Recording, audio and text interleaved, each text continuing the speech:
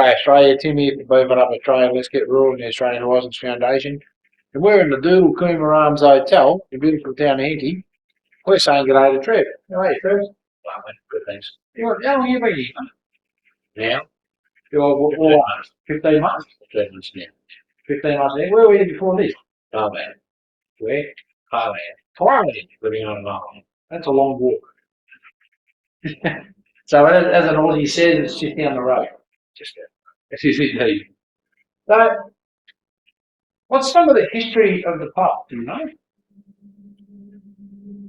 the original hotel, which this is downstairs area here now, was built as a Victoria Hotel in 1889. Oh, okay. And there was nothing here and there was no township. Just a pub. It was just a farm. There was a couple of like shop front things, but there was no main street, nothing like that. It was just a nothing. They built the pub for some reason. And I worked at that in beer.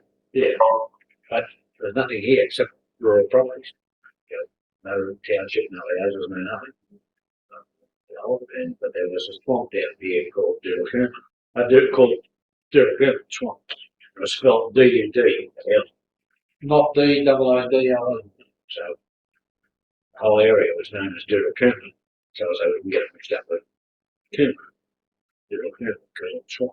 Oh, So a pub was built, and then sometime between when it was built in 1889, it's a single story, to 1915 is when they renovated 2 stories to its current shape. It was done in 1915, but between 1889 and 1915, the township was formed.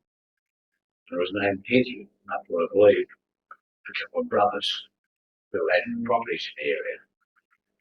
yeah, I think that, yeah, if I remember right, yeah, I think it was named after Henty. It's something to do with getting it confused with Coomer up the road, wasn't it? Something like that, you know. There's simple stories about it, just confusion. But, so then they renamed it once they done the second floor. Yep. And renamed it to the shape. They renamed the pub after the township of Henty, which is called the Henty Hotel. So, is it actually the Henty Hotel or the Doodle Coomber Arms? The reason for that, I bought it in 1978. Come here from my first pub. I didn't see you've had it before. Oh, yeah. I came here in 1978, bought the freehold, and I found out about the history of the place, and I renamed it Eeveryone in 1981. And actually got this wallpaper up in 1978. Wow. Thank you, gentlemen. I hope I'll have some new luck. I got it that long together because you made it. It was a bit crooked in places, so you had to go. So you got everything straight, don't you? But it adds to the charm of the hotel too, doesn't it? I think it's probably 26 above better now than when I put it up in 1978. Because in 78 it would have been an unusual wallpaper. Well, it would have been new looking too. Oh yeah, sure. Yeah. It would have been new, but it's really suits the club now. So the last 43 years it's settled in and it's people come out and say, oh, it's an unusual wallpaper for the age of the pub. But if you didn't let people know that you actually put it up in 7K, Yeah, but they think it was.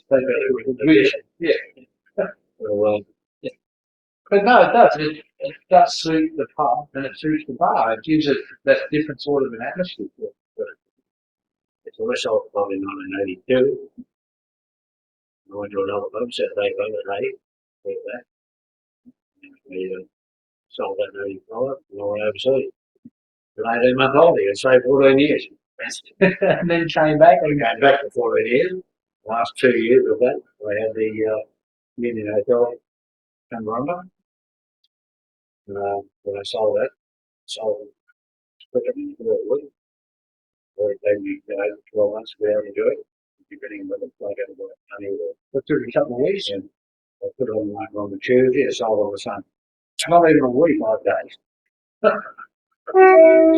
Well, it just goes to show that when you buy a pub yourself, you look after it, you build it up, you make it what it is, and you improve it, but you also keep everything original in that building that you can, and it makes it more of a proposition for other people to come along. Sure, you've got to update it to a certain extent. I mean, not probably this hasn't changed for a long time in my book. The layout, the actual shape, floor plan is the same. Windows are the same. Things that are different is the wall panelling, the wooden panelling around the bottoms of the benches there on the window frames. The furniture is different, of course. The bar still original? No, but it's changed. Accounting never quality it. When you features in the end of it, they stand to be a really good job out there. That's probably done by putting drill rings at the back. Yeah. Putting the roller drawers at the back of the yard so you can get your supplies in much easier. They put a drill ring in the kitchen, which has never been my own walking towards. Mm-hmm. And they put a new roof on, they put the garage, everything. So, keep Yeah. fencing and things like that. So, a lot of improvements done, but basically it hasn't changed much.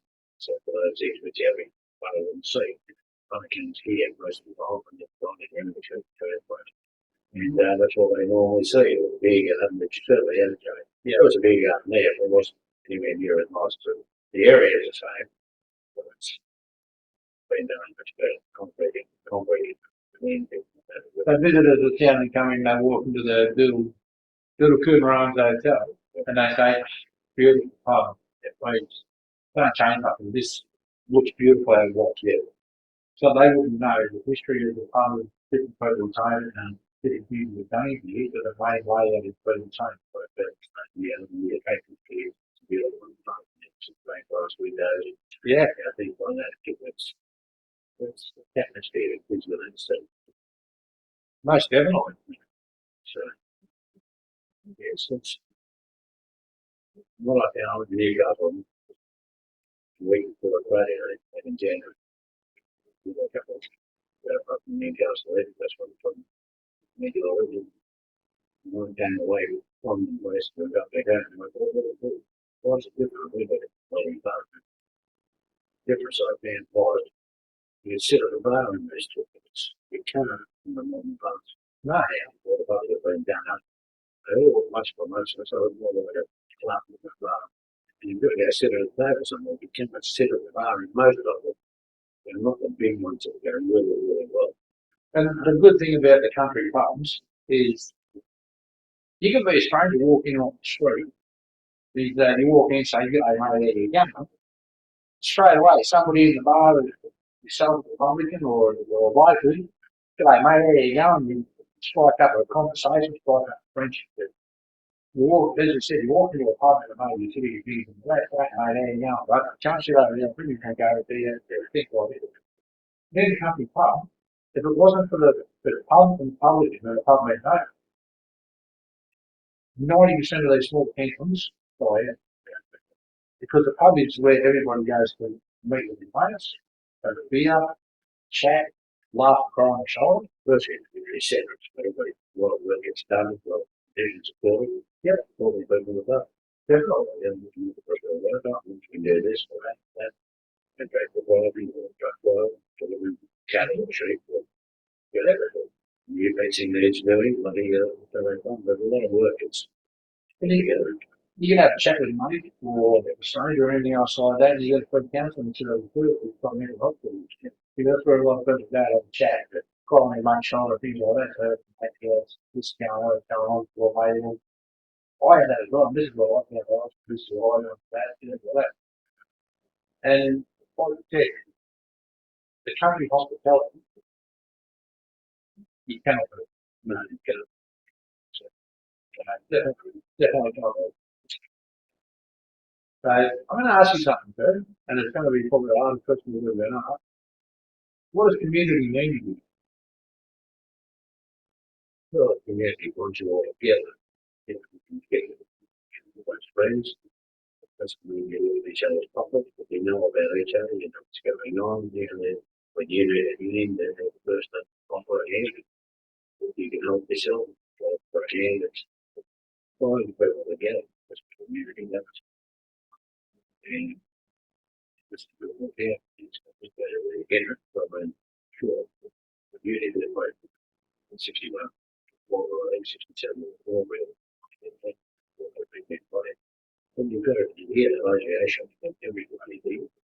We've got medical centre, we've got hospital, we've got aged care units, we've got a couple of mechanical services, we've got garden league, we've got a library, we've got hairdressers, you've got an electrical shop, you've got a hardware shop, you've got a funeral service, I've got a parliamentary booking, that's the road, and you've got everybody, you've got banks, you've got.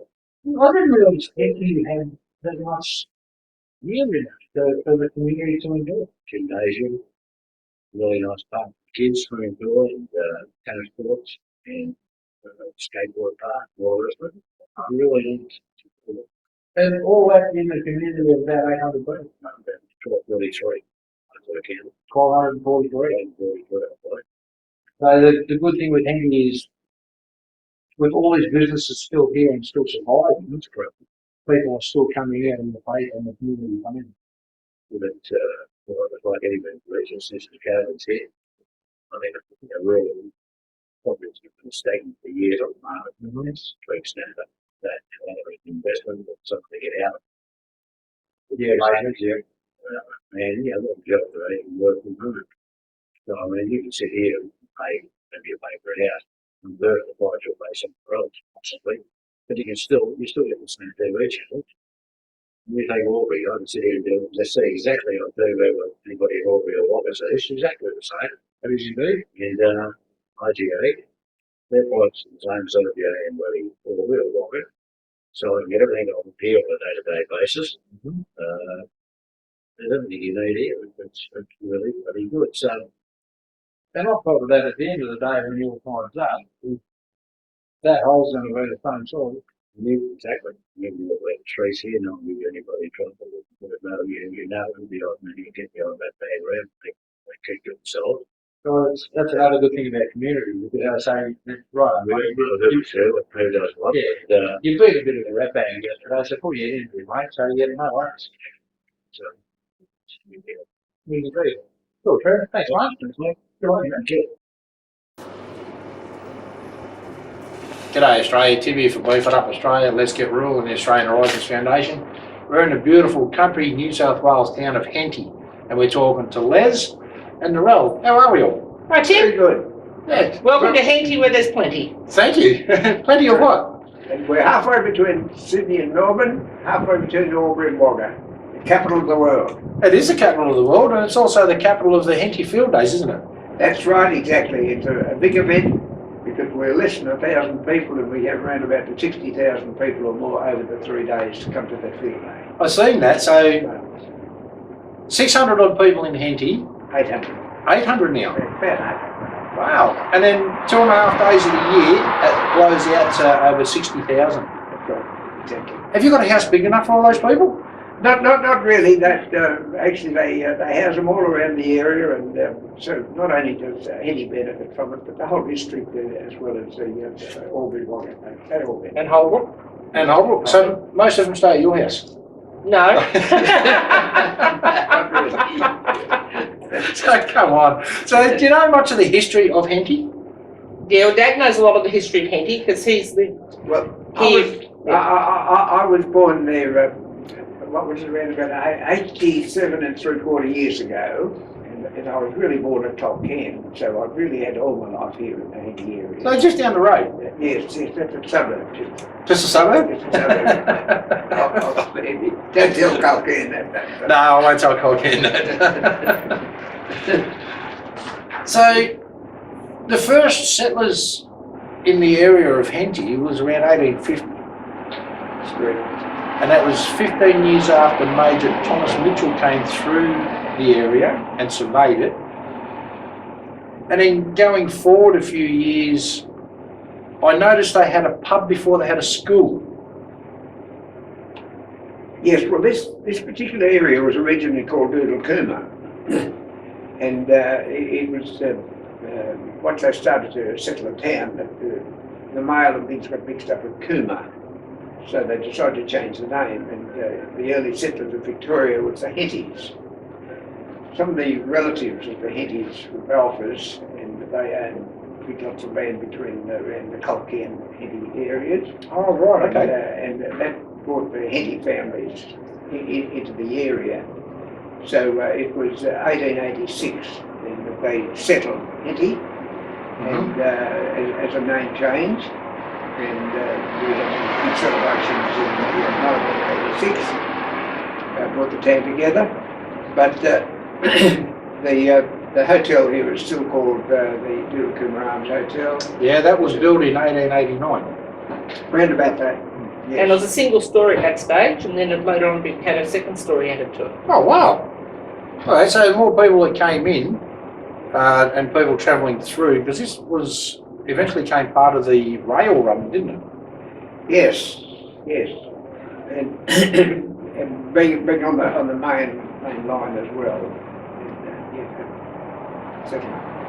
because and the first bank in New South Wales was built in 1899, and it was first robbed for its one and only time being robbed in 1901.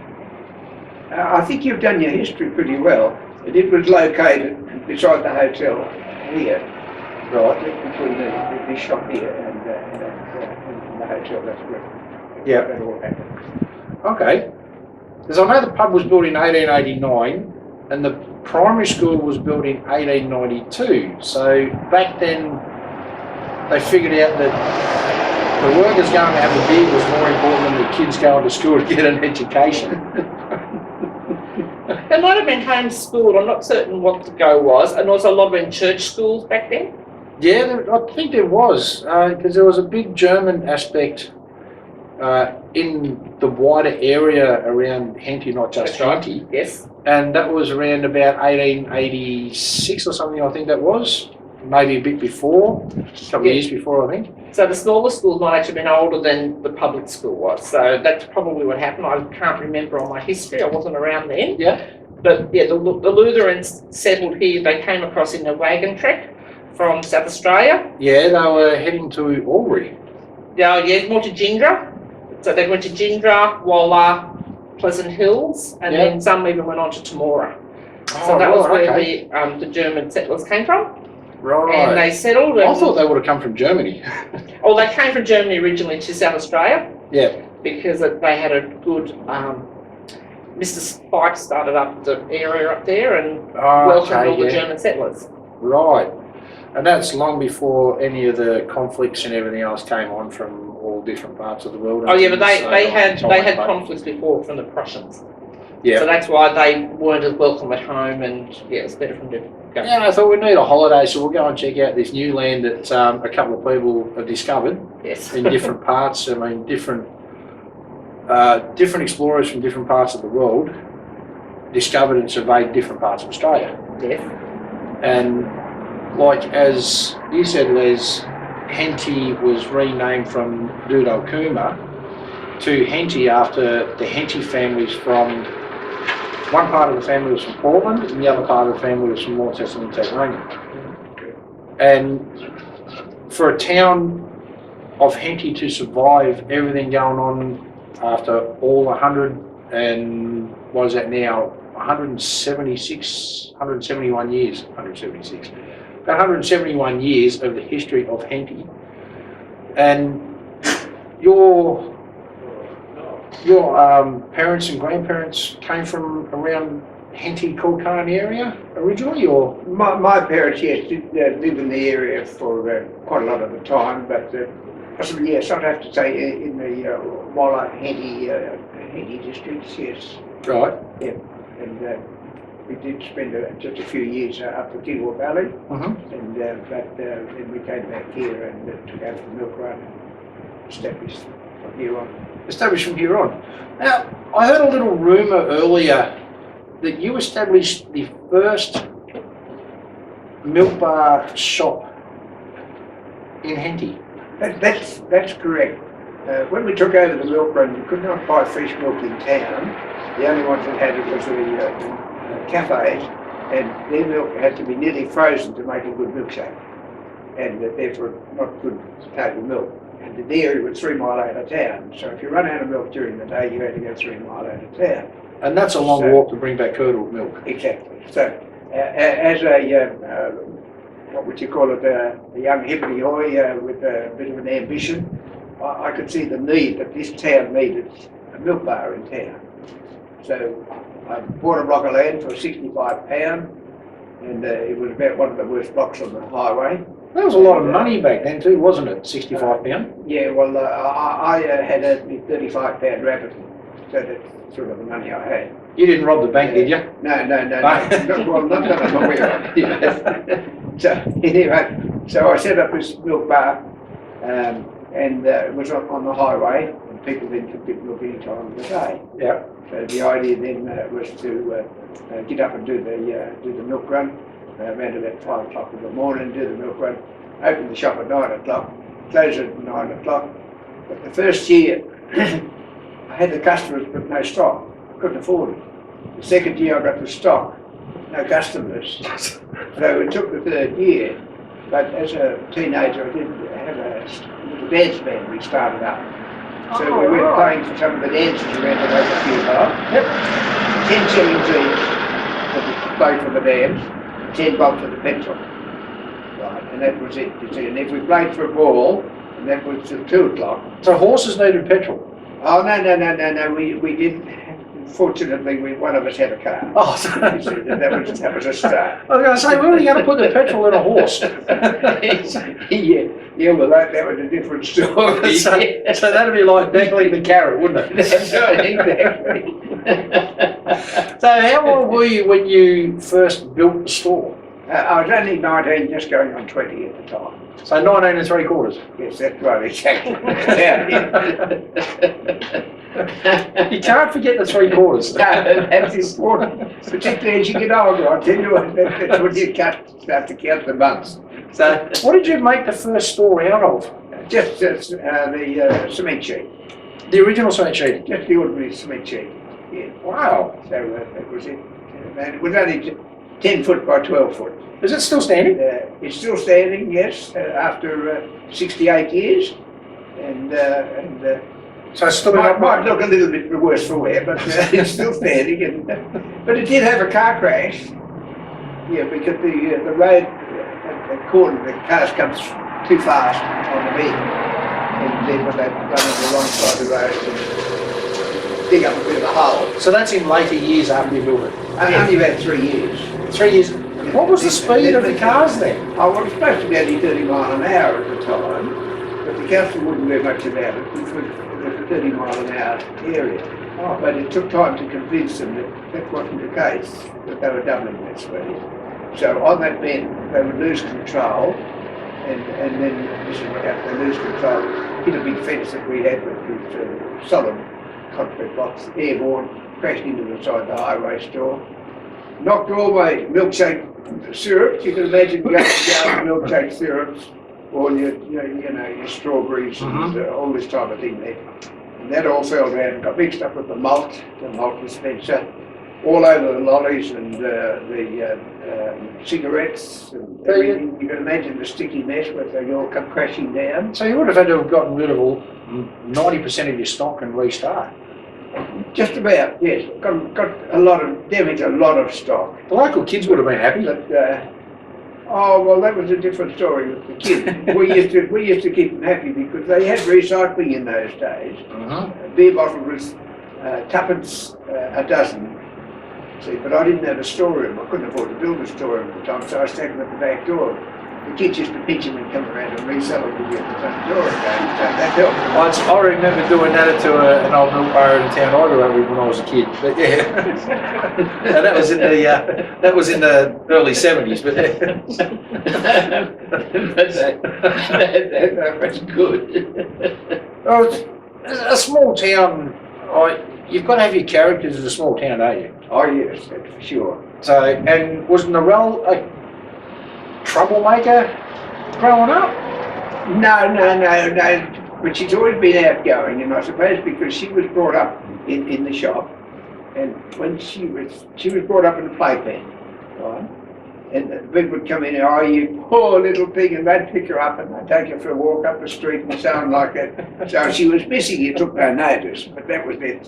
So she grew up with the people. But you always knew where she was and you always knew she was safe. Oh, yes. Well, you didn't worry day to day. I mean, to say everyone just looked after them. Yeah, they do. It was real change, there's no doubt. But, They- so she's been involved with the business over all the years, really. So what's some of the changes that you've seen from the time you built your store and you came to Henty and you built your store and everything? What's some of the changes you've seen over the years with the township? I think some of the biggest changes is the fact that we had a number of garages, there was a number of machinery agents and all that type of thing. And unfortunately, they've all disappeared these days, and we're down to just about one of everything.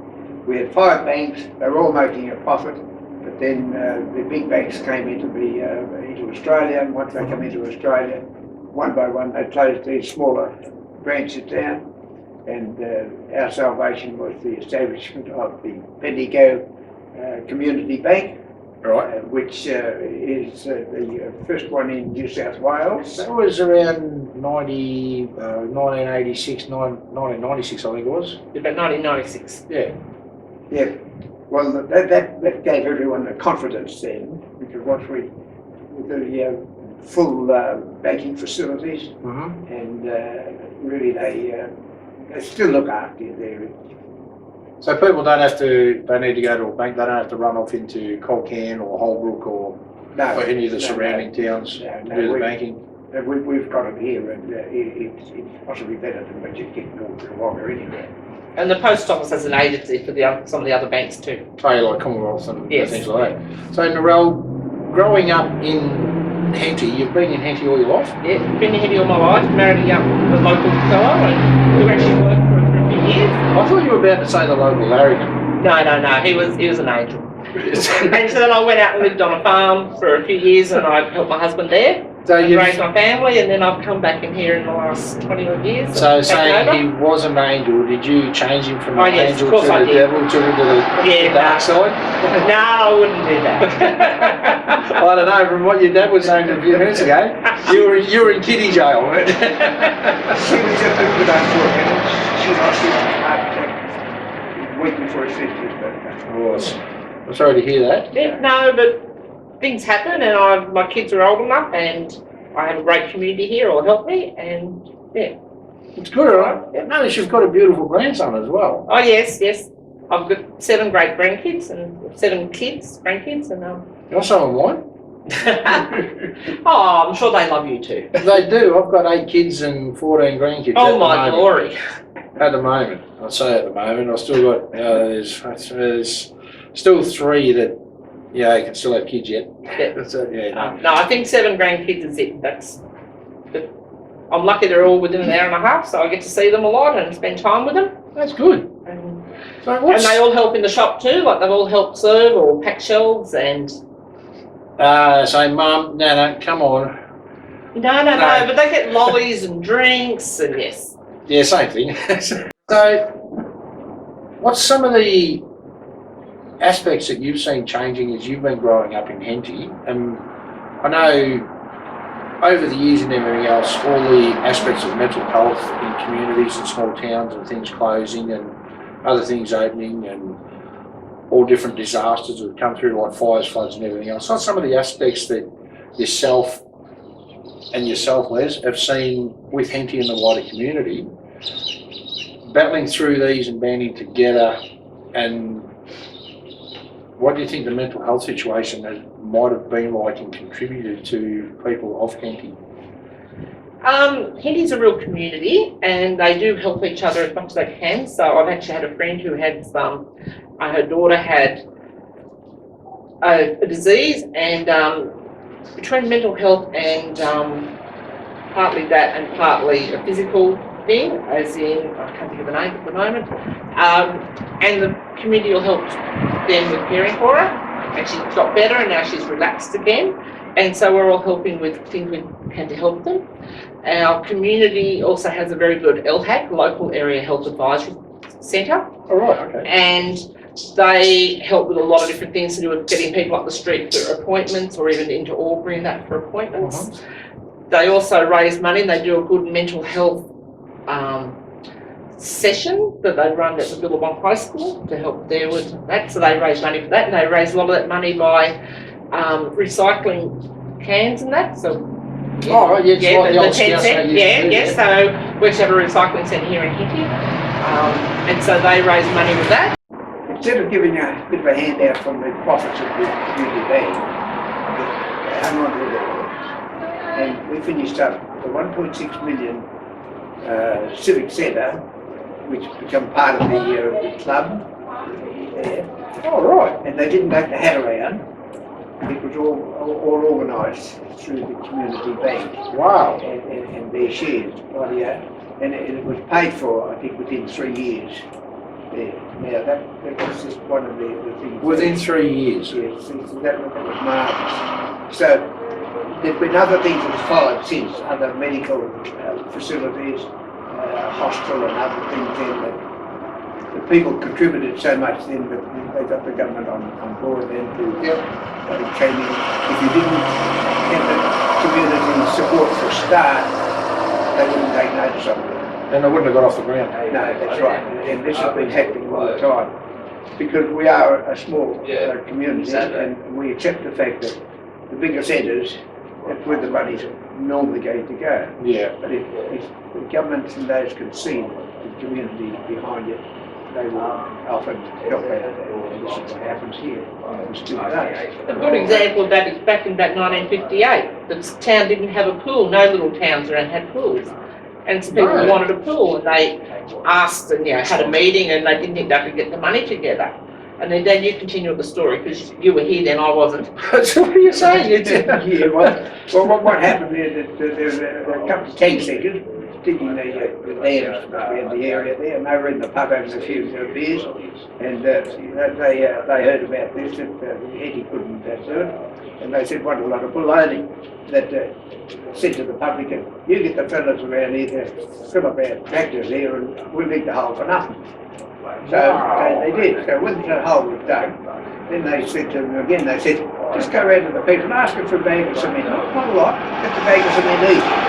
Everyone. They got that much cement.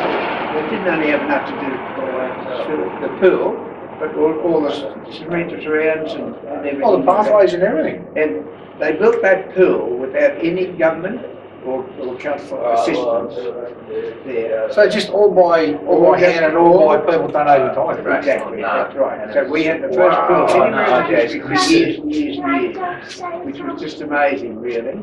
So that's been just the idea of the support that we've had over the years. And medical facilities and things like that there that the town has got behind it and contributed to get it started.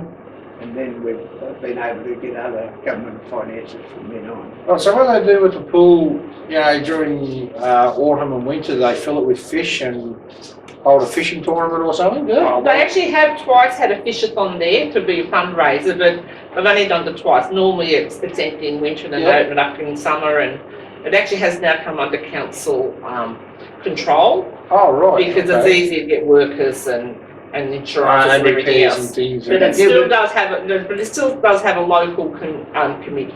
Right. But they did build a new pool, 2 years, 3 years ago. Yes.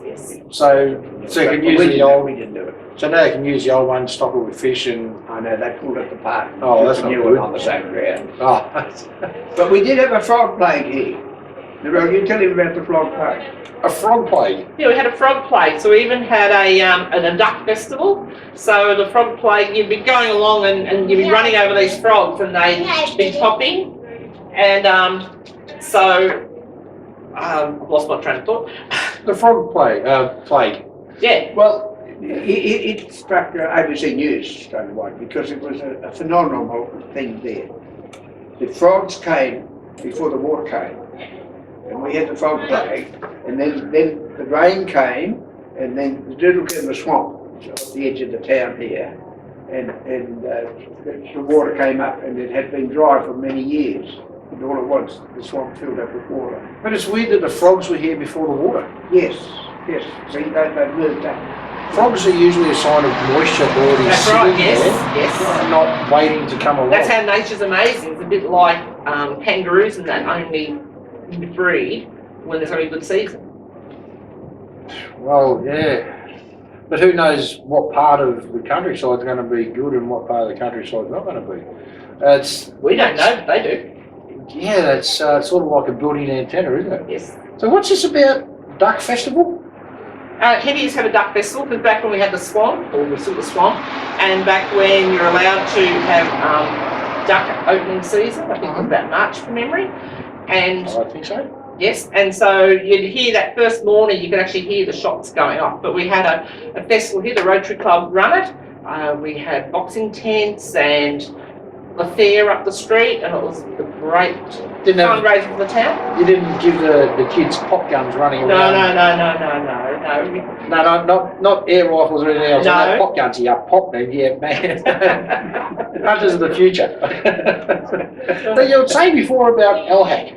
Yeah, LHAC. So LHAC is our local area health advisory centre, and they run a lot of health advice for health issues, like for women's health. Yeah. That we have a special community nurse come. They do some transport to get people up the street who sort of maybe can't do shopping or to get to appointments or to walk the walk out. And they oversee a lot of different things. And they do a mental health forum at Billabong High School at Colcan. So to help with them, and they raise that money by the container deposit scheme that we actually do the 10 cents return and earn here. So they raise fair bit of money from that. And now we actually have an anonymous benefactor in Henty. He's just given $1.5 million. Sure it wasn't your dad? No. Well, I don't know who it was, but I know it wasn't our I'll family. keep you secret. It's all right.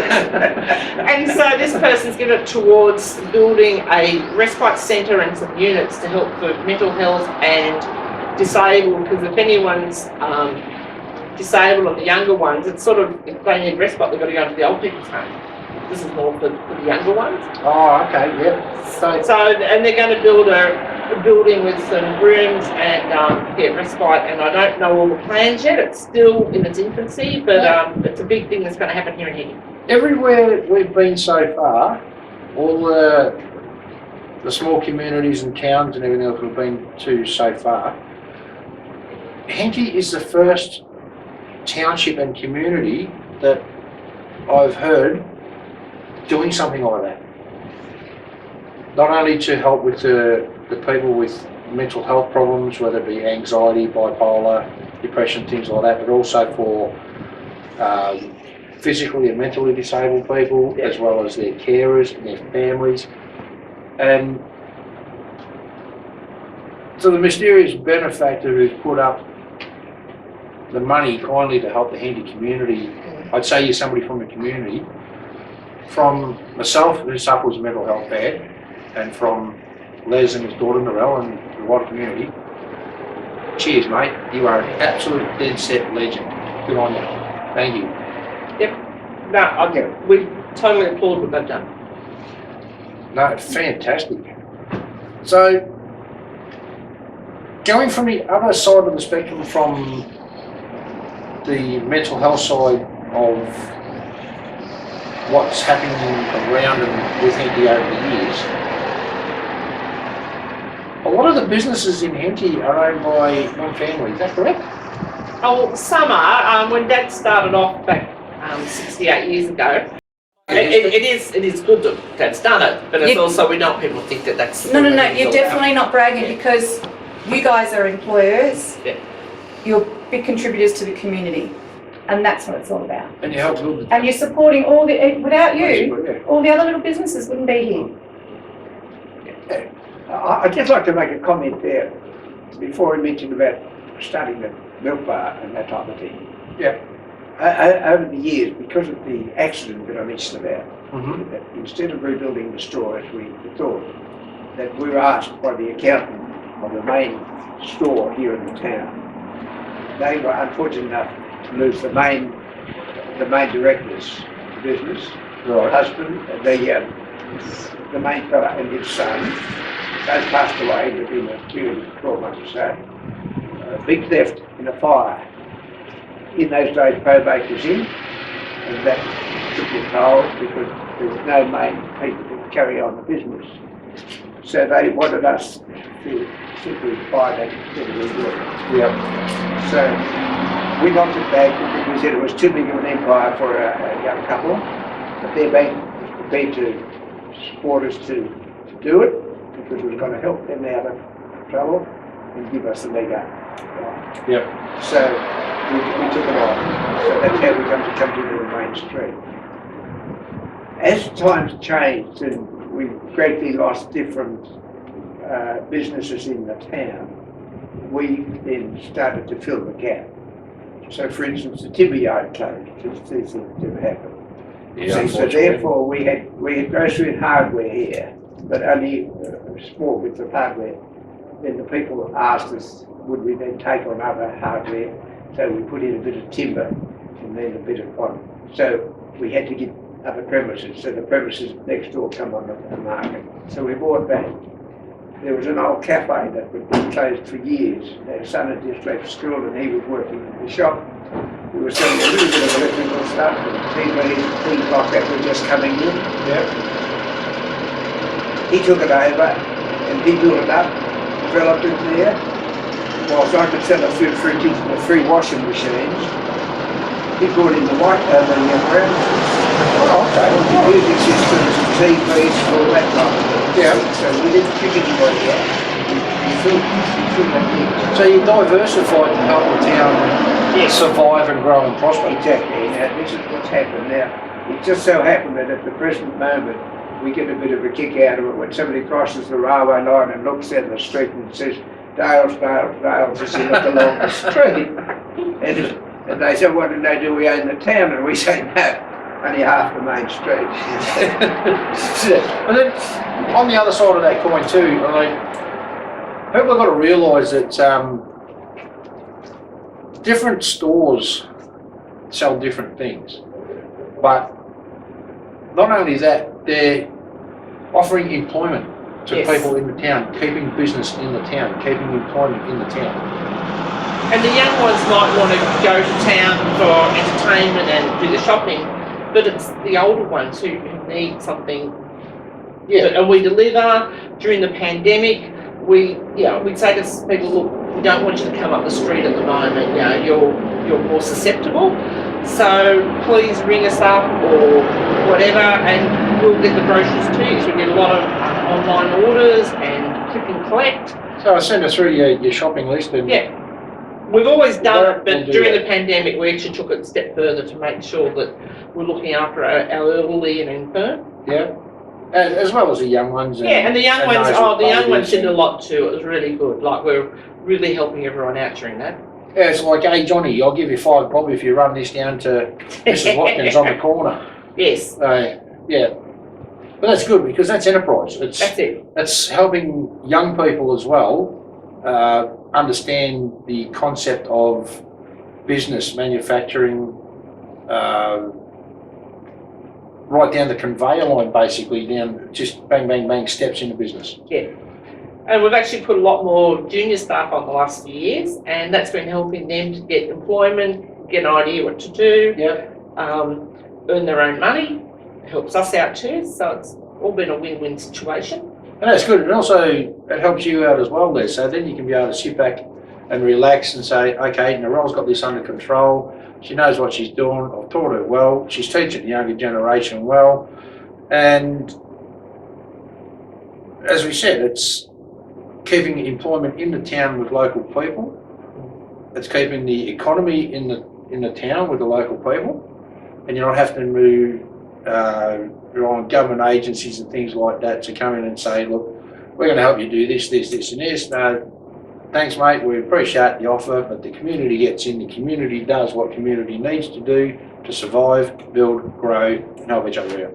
I think one other thing there just to finish up with is I suppose the wife and I look back many, many years ago, about 50 years ago to be honest there, for the future.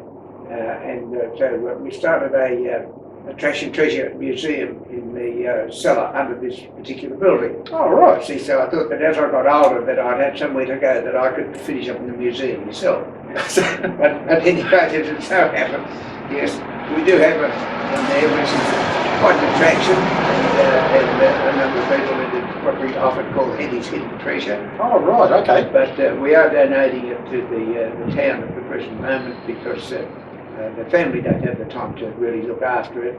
Secondly, it is in the cellar underneath, which has got atmosphere, but the people that enjoy it the most is the older type of person.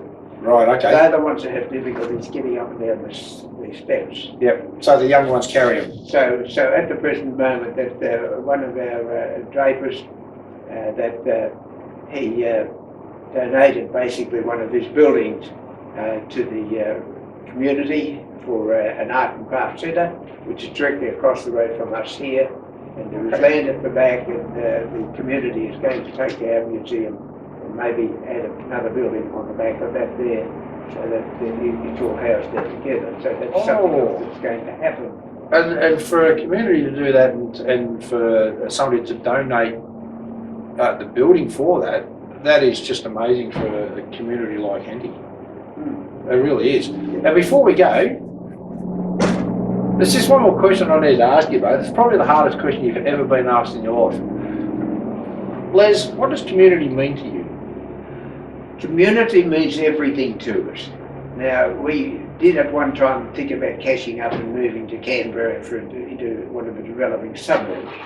And then we stopped and thought, what do you want in life? Do you want to be the wealthiest person in the cemetery, or is it the community? Well, our families are all in this area. Both the wife and my families were all, what would you say, south of like Albury, Rutherland, and through the Gippslands in that area there. Now, because we've stayed here, we're part of that community, still part. If they've got a function there, we're invited, vice versa there. If we move further away, the people forget to. People mean more to us than places. And this is why I don't say that we're not more enemies, but we put it all back into the town. We couldn't pocket the money because we've been putting it back into the stock, into the buildings, and this is why we were fortunate enough to be able to buy these buildings at the time when they were pretty cheap. And this is what's helped us to survive. We're over-capitalised for the size of the town, so if we wanted to get out, we'd possibly find it hard to get out. But the point is, we're happy to be here, and as I said, and it's also been hard work. Like Mum and Dad work 7 days a week, even weekends. They've always been working in the shops, even if the doors were shut out the front. They were always working, and that's how us kids were all brought up, and do good work at night. And yes, through hard work they've got. It is still happening, yeah. And Dad's still working at age 87 3/4. But he's happy too, and he'd like to talk to people, and he runs our hardware shop. My brother's running the electrical shop, and I run this shop along with my son. Yes, for the town of Henty and the wider community of Henty and the community of Henty, what your family and other families have done for this town and this community, you guys are champions, you're legends. Everybody in the town of Henty, in the community, and the gentleman that donated the 1.5 million to build the facility for the mental health and the respite for the handicapped and everything else. Henty, to me, and the people in here in the community, is a legend town, and you guys are legends. And I am proud to be sitting here today talking to you, Narelle, and you, Les, and hearing about your wonderful community that you have helped grow and prosper and survive, and for everything and everybody here in Henty and what they're doing to help each other grow and survive. And we're proud to be part of Henty. It's a great community. I don't know. I know you're a busy lady. You've got your grandkids and everything else, and we've still got some things to do inside the store. Yes. And Les, I know you're a busy gentleman, chasing around after Narelle and kicking her backside when she has a bugger up. Thank you very much for talking to me today. Thank you very much. Thank you very much for letting us know your history. Thank you very much. Thank you very much, Narelle. Thank you very much, and thanks for promoting our town. You're welcome. And I hope everyone becomes part of it. All right, You're you're welcome. welcome. Thank you. Thank you. Thanks.